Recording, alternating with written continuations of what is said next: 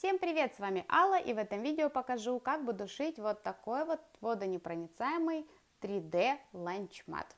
Это детский ланчмат, но взяв свои размеры, вы сошьете абсолютно любой. Итак, поехали. Для начала нам нужно простегать полотно, и для этого я взяла два одинаковых отреза ткани, нижний положила лицом вниз. Далее у меня наполнитель Slimtex, плотность 100.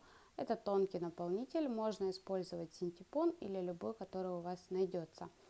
И сверху покрыла также таким же отрезом ткани. Стежку буду делать ровными линиями, нитки вышивальный полиэстер. Так как ткань я ничем не дублировала, мне нужно хорошенечко ее сколоть. Даже если вы ткань продублировали, скалывание обязательно. Но когда у вас более плотная ткань, скалывать можно не так часто. Я скалываю свой сэндвич. В этом варианте можно взять любую ткань. Не обязательно на низ и наверх одинаковую. Они могут быть разные. В общем-то, на ваш вкус, то, что вам больше нравится. И, конечно же, следите за тем, чтобы ткань для бэка, нижняя ткань, сейчас я сколю, покажу вам, чтобы на нижней ткани не образовывались защипы. Я вижу по изнанке, вот здесь мне хочется сколоть, обязательно по краям. Можно скалывать по краям, а можно закрепить вот такими прищепочками. Только опять же контролируйте, чтобы не было вот таких историй, чтобы все было ровно. Это залог хорошей стежки. Стежку делаю на обычном ходу машины, прямая строчка. Длина стежка 3,5 миллиметра, но это не обязательно. Делайте то, как вам больше нравится. После того, как стежка у нас сделана, можем наблюдать, что край у нас неровный. Поэтому мы ничего не отрезая, прокладываем строчку, максимально выравнивая, насколько можно, насколько позволяет вам ваша заготовка. Прокладываем строчку мелким стежком по всему периметру. Обязательно с закрепкой, и длина стежка не более 2,5. Я делаю обычно 2. Заготовка у нас простегана, и мы приступаем к следующему этапу. Для следующего этапа нам потребуется клеенка, для того, чтобы сделать изделие непромокаемым. У меня это самая обычная скатерть, кухонная скатерть, которая продается на метраж в любых хозяйственных, а также строительных магазинах. Она бывает абсолютно разная, вы выбираете ту, которая подойдет вам, то, что вам понравится, и, конечно же, фантазия безгранична. Далее нам нужно скруглить углы. У меня уже намечено. Я разметку делала вот такой линеечкой, у меня здесь круг, и я скруглила. Но если у вас линеечки нет, подойдет любой круглый предмет, чашка, тарелка, все что угодно, намечаем и срезаем. И также делаем на клеенке. Хотелось бы еще вам дать совет по поводу работы с клеенкой. Если вы ее приобрели, пришли домой и обнаружилось, что на ней какие-то заломы, загибы, как их выровнять? Очень просто.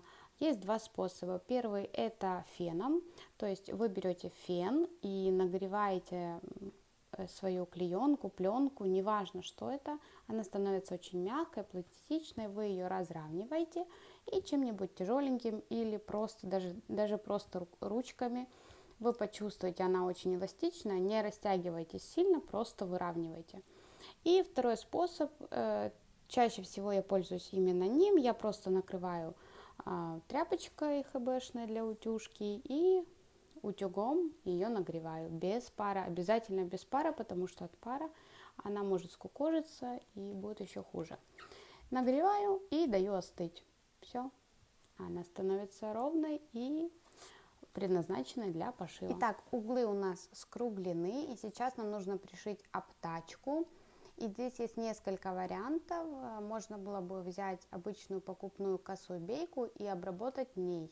Но я буду в этом изделии использовать не косую бейку, а окантовочную ленту. Вот так она выглядит.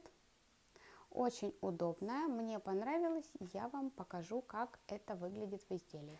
Далее мы пока берем просто заготовку без клеенки, и той частью, которой она у нас лежит к столу, то есть без пленки, которая, если у вас, конечно, двухсторонняя, тогда без разницы. И я беру свою окантовочную ленту, загибаю вот так. Ну, это даже много, вот так. Уравниваю срезы, и обычно я скалываю это своими прищепочками. Можно сколоть булавочками, это не принципиально. Вот этот краешек мы потом обрежем и обязательно обпаливаем зажигалкой края, чтобы не сатались. Я покажу буквально немножко, как буду проходить поворот, чтобы было все максимально понятно. И я начинаю ее пришивать.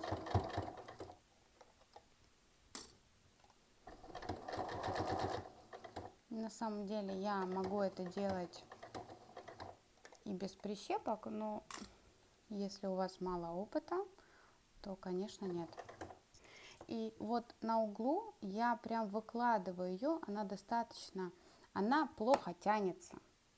Но она настолько эластичная, что выложить этот угол не составит никакой вообще сложности. То есть я вот прям выкладываю, чтобы совместилось со срезом.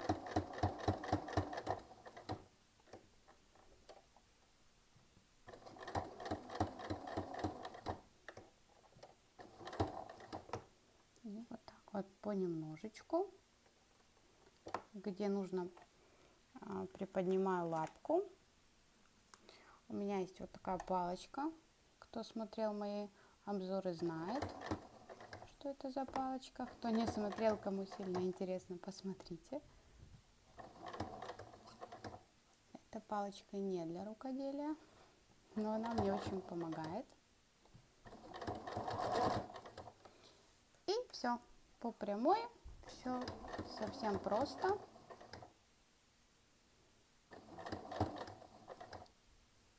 И продолжаем. Ну вот я дошла до стыка, и я свою ленту немного увожу вправо, но лапка при этом идет, как и была.